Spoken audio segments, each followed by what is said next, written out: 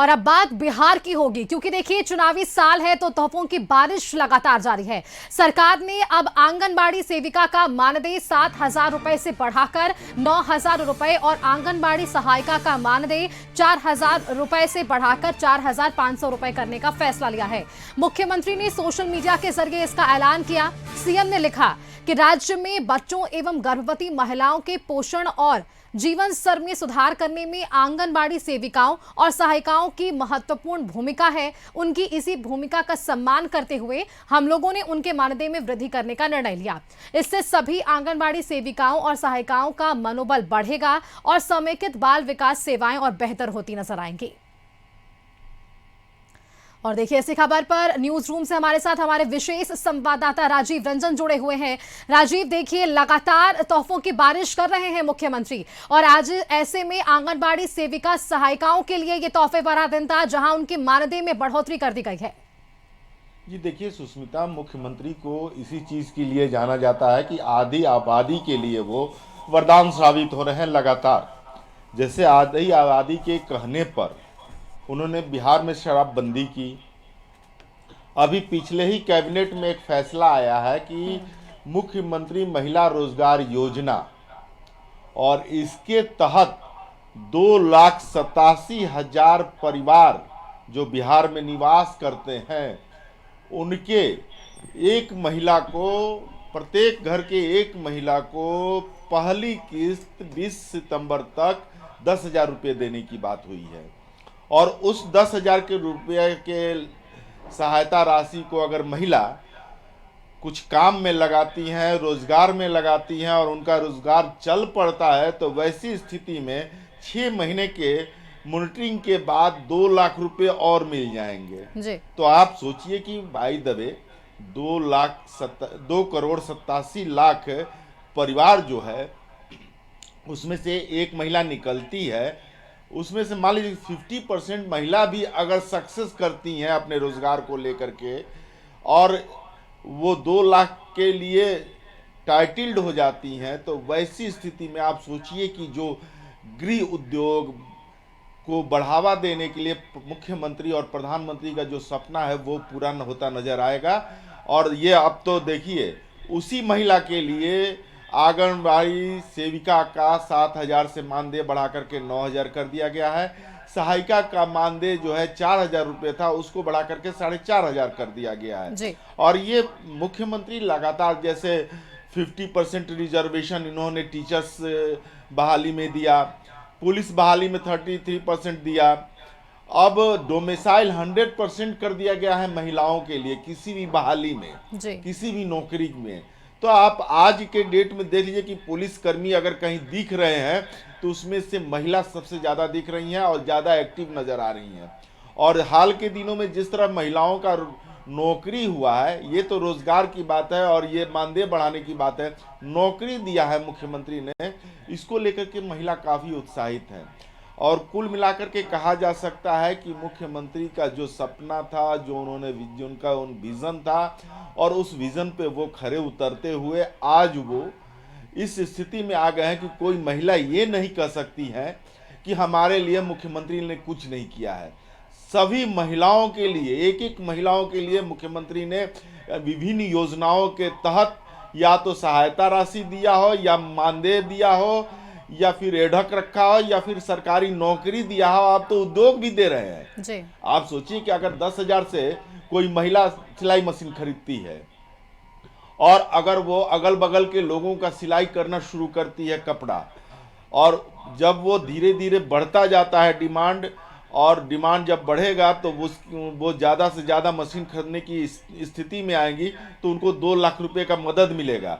तो वैसी स्थिति में वो 2 लाख रुपए का कपड़ा भी स्टोर कर सकती हैं और उस कपड़े को बेच करके वो सिलाई मशीन से सिलाई करके वो सारा चीज़ डिलीवर भी कर सकती हैं। तो और इतना ही नहीं, मुझे लगता है कि जैसा लग रहा है कि अगर वो कोई चीज़ प्रोडक्ट बनाती है और उनका प्रोडक्ट अच्छा है, चूँकि प्रधानमंत्री का भी सपना है कि लोकल फॉर वोकल जो है कि स्थानीय लोग आगे आए और अपने प्रोडक्ट लेकर के सामने आए, तो वो प्रोडक्ट अगर लेकर के महिलाएं आती हैं तो वो प्रोडक्ट सरकार के तरफ से भी बाहर भिजवाने का व्यवस्था किया गया है। अब ये कहीं से भी कहने में गुरेज नहीं है कि मुख्यमंत्री ने जो सोचा था महिलाओं के लिए और महिलाओं ने जो मुख्यमंत्री से अपेक्षा कर रखी थी उस पर मुख्यमंत्री खरे उतरते नजर आ रहे हैं। राजीव, एक सवाल यहाँ पर जुड़ जाता है क्योंकि महिलाओं पर विशेष तौर पर आज हमारी आपसे बातचीत हो रही है, तो देखिए इससे पहले भी महिलाओं पर फोकस कर सरकार ने कई ऐसे बड़े निर्णय लिए हैं। आगामी चुनाव है और पिछले चुनावों के अगर हम मत प्रतिशत को भी देखें तो महिलाओं की भागीदारी अधिकतर रही है पुरुषों के मुकाबले।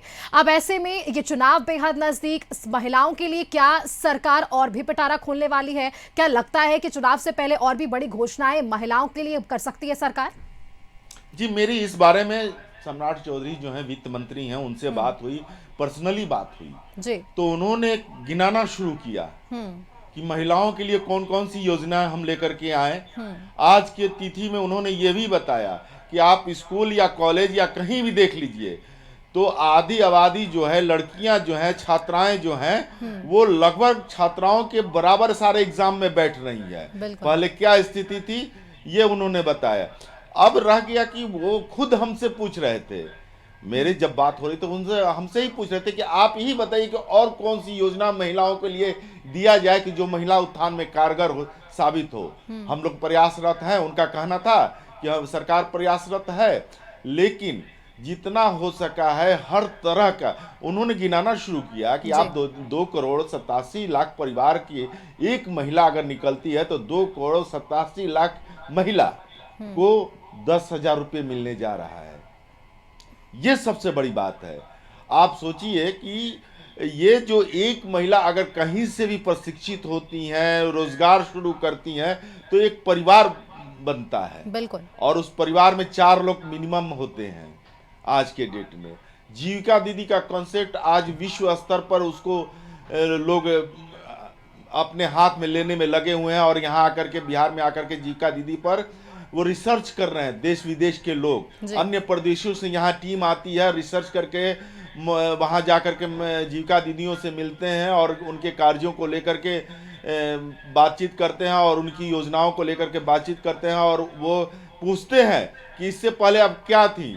तो मैं कुछ महिलाओं से मैंने भी बात किया है तो बोले कि घर में रहते थे, खाना, भोजन, घर द्वार का साफ सफाई यही मेरे जी में रहता था, लेकिन जब से जीविका दीदी से जुड़ी हूँ तो घर का तो काम कर ही रही हूँ। एक मिनिमम 15,000 रुपये पर मंथ मैं कमा रही हूँ।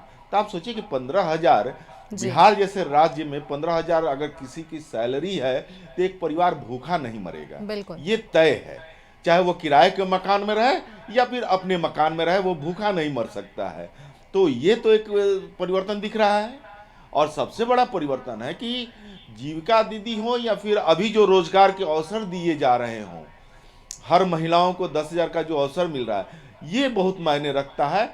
और सारे लोग अगर उसमें फेल होंगे, चूंकि 100% कोई सक्सेस नहीं होता है, तो सारी महिलाओं को तो साधारण मुख्यमंत्री ने सारी महिलाओं के लिए एक योजना तो लेकर के आया।